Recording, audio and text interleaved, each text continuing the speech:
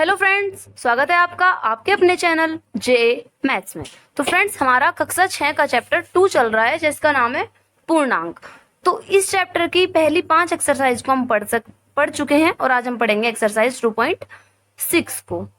देखिए, इसका पहला क्वेश्चन क्या है कि निम्नलिखित में आधार और घातांक बताइए।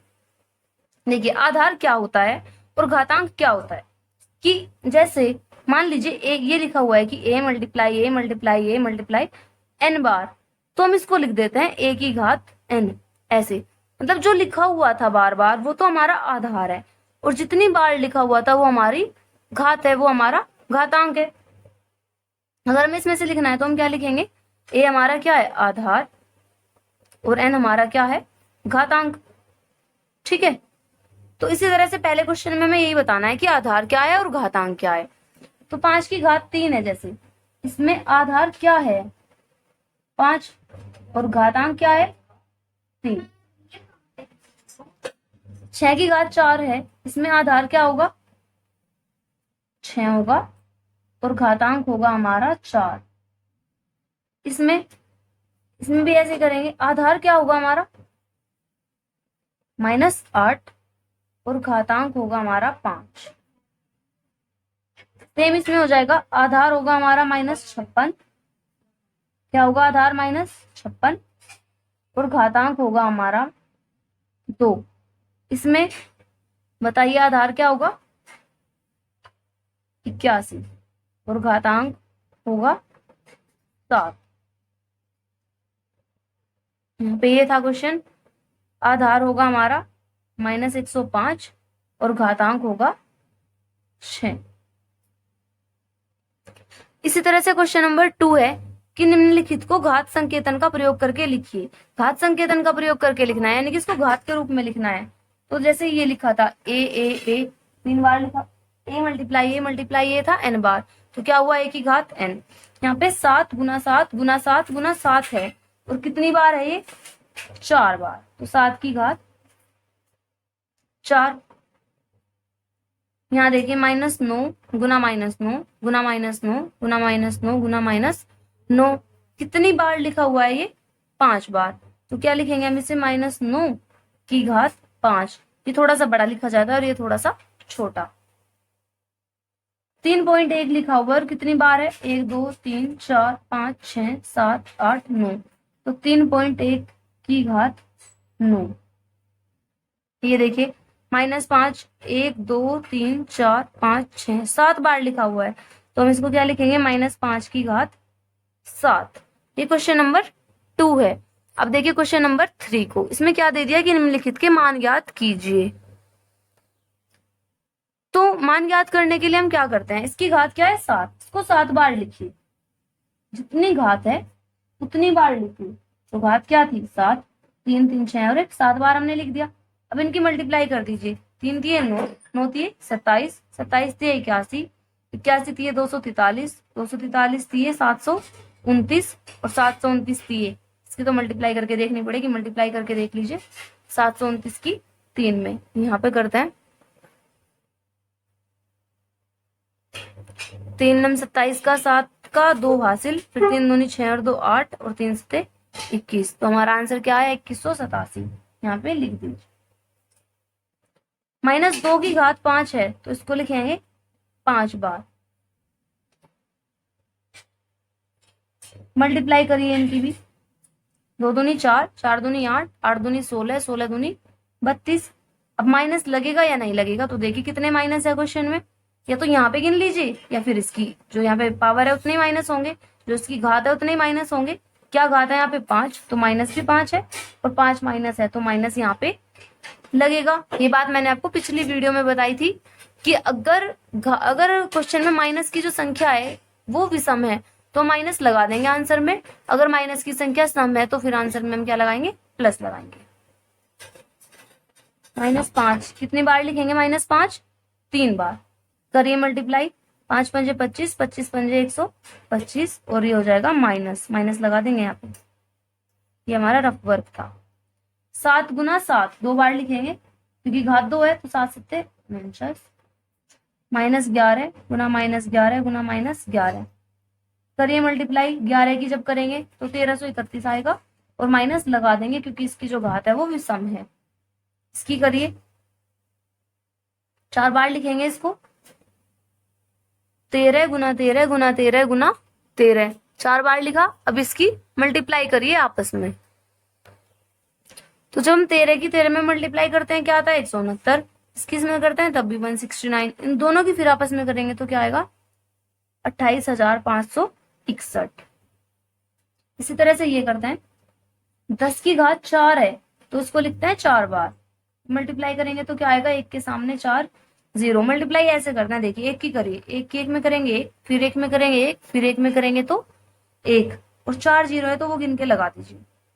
इसकी करेंगे -50 तो लिखेंगे 4 बार, करिए मल्टीप्लाई, 5 पंजे, तो मल्टीप्लाई करेंगे -5 की 5 में, मतलब 5 पंजे 25, 25 पंजे 125 और 125 पंजे 625, 4 माइनस है तो यहाँ पे प्लस आएगा और 1 2 3 4 4 0 आएंगी। -1 को हम लिखेंगे 99 बार, ठीक है, लिख लोगे 99 बार। कुछ बच्चे सोच रहे होंगे कि हाँ लिख सकते हैं, कुछ सोच रहे होंगे कि नहीं कैसे लिखेंगे। जो बच्चे काम चोर से होंगे तो वो सोच रहे होंगे ऐसा तो नहीं लिख सकते हम, कुछ और बताइए इसका। तो ठीक है, कुछ और बता रही हूँ, देखिए 99 बार तो हम इसे नहीं लिखेंगे, लेकिन क्या करते हैं, हमें ये पता होना चाहिए कि अगर हम 1 की 1 में मल्टीप्लाई करेंगे तो 1 आएगा, फिर 1 में करेंगे तो फिर 1 आएगा, फिर 1 में करेंगे 1 आएगा, कहीं यानी कि 1 की मल्टीप्लाई 1 में कितनी भी बार करिए आंसर तो हमारा क्या आएगा 1, वही हम लिख देते हैं। बात है अब माइनस की या प्लस की, यहाँ पे माइनस लगेगा या प्लस लगेगा। तो जैसे कि हम अभी देख रहे थे, यहाँ पे घात 5 है तो माइनस लगाया, 3 है तो लगाया, 4 है तो नहीं लगाया, 4 है तो नहीं लगाया, यहाँ पे भी नहीं लगाया। तो इसी तरह से यहाँ पे घात क्या है इसकी विषम, 99 विषम है ना, तो फिर हम माइनस लगा देंगे। अगर घात सम है तो नहीं लगाइए, अगर विषम है तो लगा दीजिए। अब देखते हैं क्वेश्चन नंबर 4।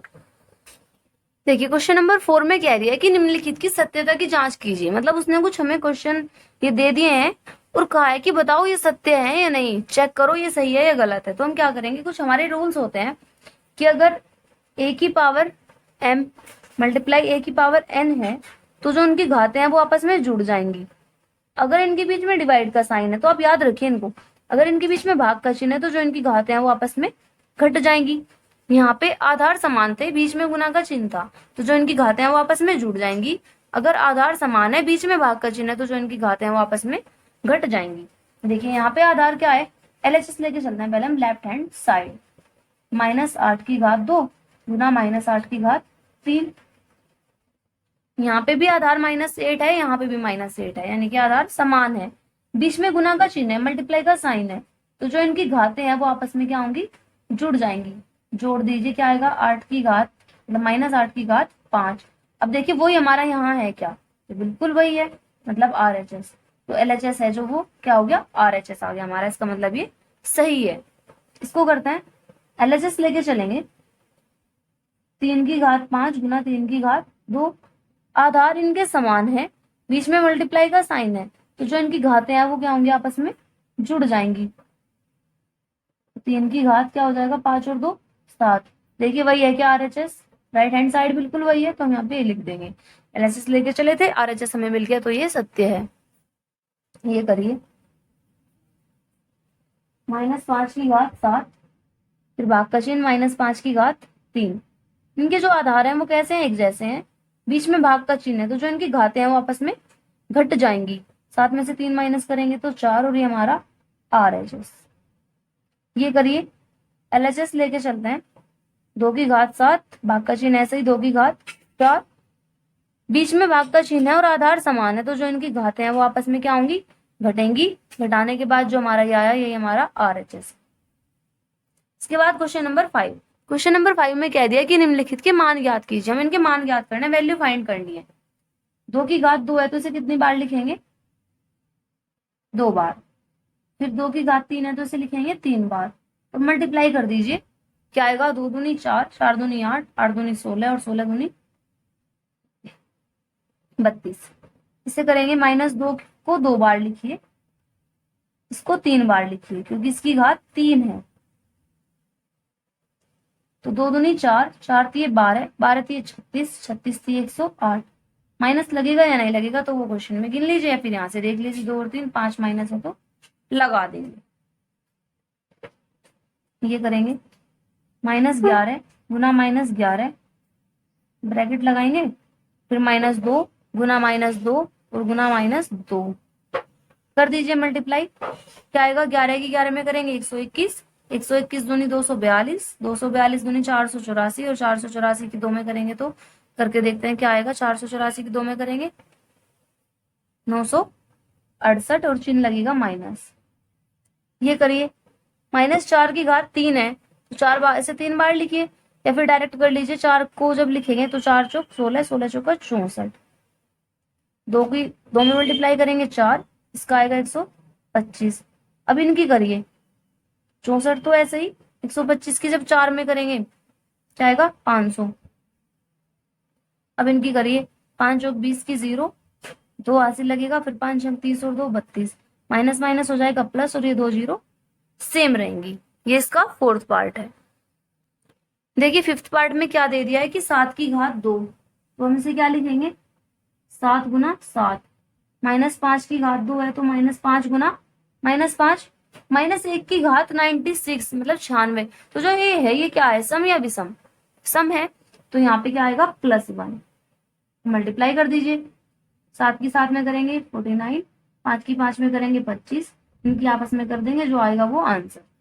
इसमें हम क्या करते हैं, -1 की घात 24 है तो जो घात 24 है वो क्या है, सम है।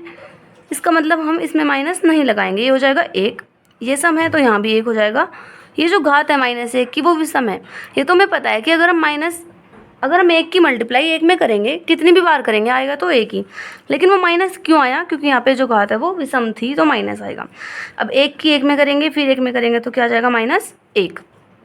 ये देखिए 7th पार्ट, -2 को लिखेंगे 4 बार, -3 को 2 बार लिखेंगे या फिर डायरेक्ट कर लीजिए, 3 का जब स्क्वायर करेंगे तो क्या आएगा 9, -1 ऐसे ही मल्टीप्लाई करिए, 2 दूनी 4, 4 दूनी 8, 8 दूनी 16, 16 नंबर 144, 144 आ जाएगा। और माइनस लगेगा या नहीं लगेगा वो हम यहाँ से देख सकते हैं, 4 और 2 6 और 1 7, 7 माइनस है इसमें तो लग जाएगा। यहाँ पे देखते हैं, अब -1 की जो घात है वो 76 है, 76 है, तो क्या हम इसको 76 बार लिखेंगे, तो नहीं लिख सकते, बहुत ज़्यादा बड़ा हो जाएगा। ऐसे ही यहाँ पे क्या 129, तो इसे 129 बार लिखेंगे तो बहुत ज़्यादा हो जाएगा, तो नहीं लिख सकते हैं। इसलिए हम क्या करते हैं, हमें पता है कि एक को जब हम कई बार लिख लें तो आंसर हमारा 1 ही आएगा, लेकिन वो माइनस आएगा या प्लस आएगा देखना ये है। तो यहाँ पे जो घात है वो क्या है, सम है, इसका मतलब प्लस आएगा। 2 को जब 5 बार मल्टीप्लाई करेंगे, 2 से 2 गुना 2 गुना 2 तो क्या आएगा 32, -10 का स्क्वायर करेंगे तो 100 आ जाएगा। -1 की घात 129 है, जब 129 क्या है यहाँ पे विषम, तो यहाँ पे आएगा -1। अब इनके आपस में मल्टीप्लाई कर दीजिए, 32 की 100 में करेंगे 3200 और 1 की 1 में करेंगे तब 1 ही आएगा, लेकिन पूरे क्वेश्चन में कितने माइनस है, 1 माइनस, तो हम माइनस लगा देंगे। तो ये हमारे क्वेश्चन नंबर 5 का 8th पार्ट था। अब देखते हैं आगे। देखिए क्वेश्चन नंबर 6 में क्या है कि सही पर सही तथा गलत पर गलत का चिन्ह लगाइए, मतलब कि जो सही है उस पर टिक राइट लगा दीजिए और जो गलत है उस पर रॉन्ग लगा दीजिए। इसने फर्स्ट पार्ट में दे दिया है कि ऋणात्मक पूर्णांक का घन धनात्मक होता है। ऋणात्मक पूर्णांक यानी कि नेगेटिव नंबर, अगर माइनस माइनस वाली कोई संख्याएं हैं, जैसे -1 ले लेते हैं हम, इसका घन का मतलब होता है घात 3, इसकी घात जब 3 करेंगे तो 3 बार लिखेंगे, यानी कि 1 की 1 में करेंगे 1, फिर 1 में करेंगे मल्टीप्लाई तब 1, तो माइनस माइनस प्लस और प्लस माइनस माइनस। इसी तरह सभी नंबर्स के साथ होता है, सभी पूर्णांकों के साथ ऐसे ही होता है कि अगर हम माइनस की संख्या है जो उसका घन करते हैं तो हमें माइनस मिलता है आंसर में। और वही बात इसने कही है कि ऋणात्मक पूर्णांक का घन धनात्मक होता है। तो क्या ये धनात्मक है या क्या ये ऋणात्मक है, आप बताइए, धनात्मक है या ऋणात्मक है? तो जाहिर सी बात है तो ऋणात्मक है। तो ऋणात्मक पूर्णांक का घन क्या होता है, ऋणात्मक होता है। यहाँ पे इसने धनात्मक लिखा है तो इसकी बात क्या है, गलत है।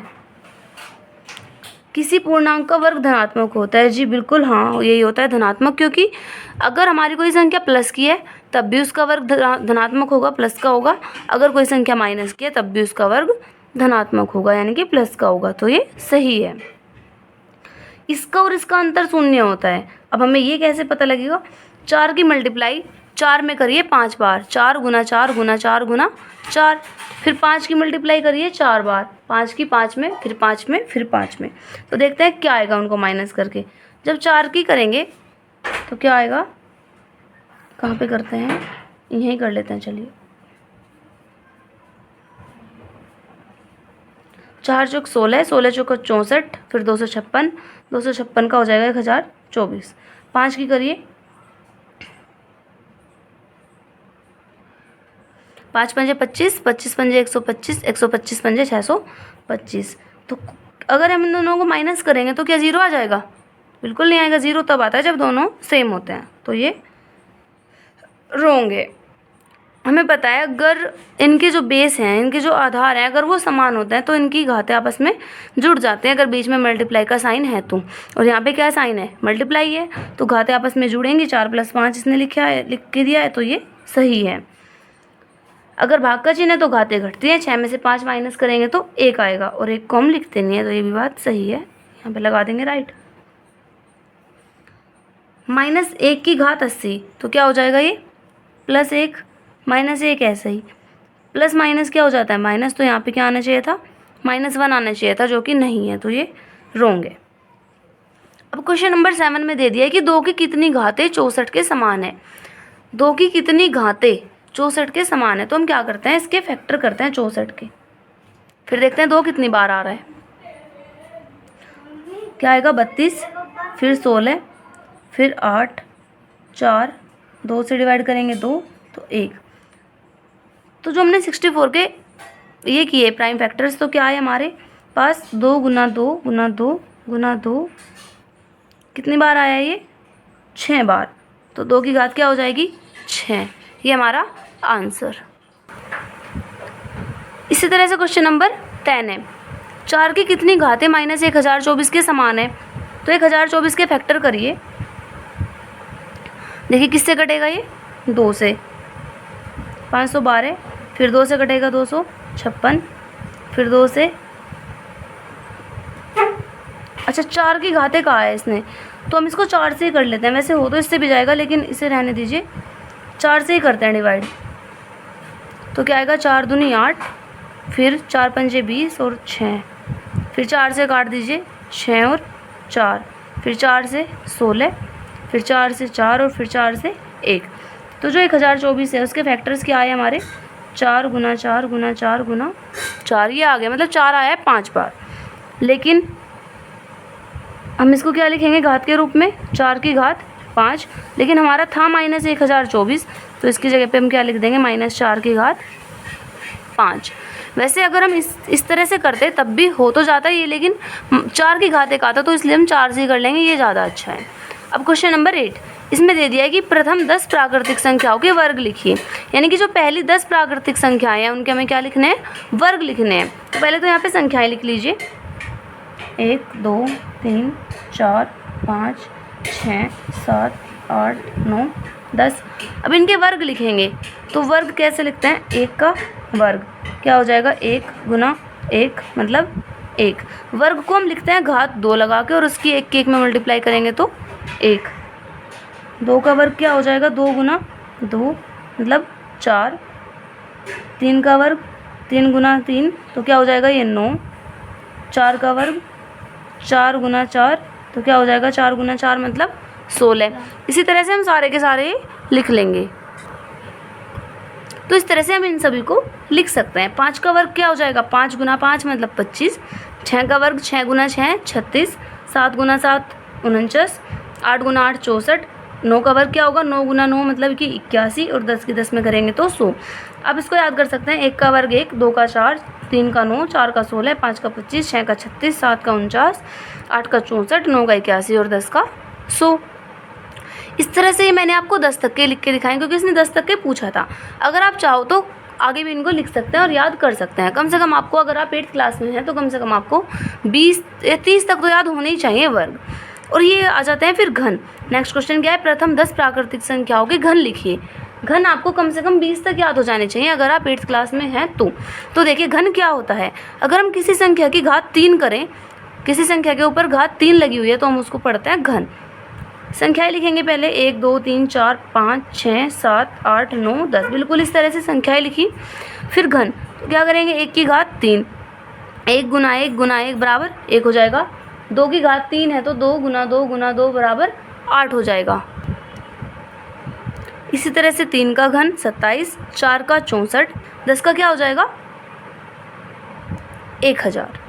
ठीक है, तो इस तरह से ये सारे घन हो जाते हैं। अगर आप 8th क्लास में हैं तो आपके कम से कम 30 तक के वर्ग याद होने चाहिए और 20 तक के घन याद होने चाहिए, तभी आप कुछ आगे कर सकते हैं, नहीं तो आपको आगे के क्वेश्चन करने में भी दिक्कत आएंगी। और 6th क्लास में है तो आप कम से कम 10 तक तो घन करिए और 15 तक या 20 तक वर्ग कर लीजिए, आपके लिए बहुत ज़्यादा है, बहुत है। ठीक है, तो ये हमारे एक्सरसाइज का लास्ट क्वेश्चन था। इसी के साथ हमारी एक्सरसाइज कंप्लीट हो जाती है। तो मिलते हैं अपनी नेक्स्ट वीडियो में, तब तक के लिए बाय, टेक केयर।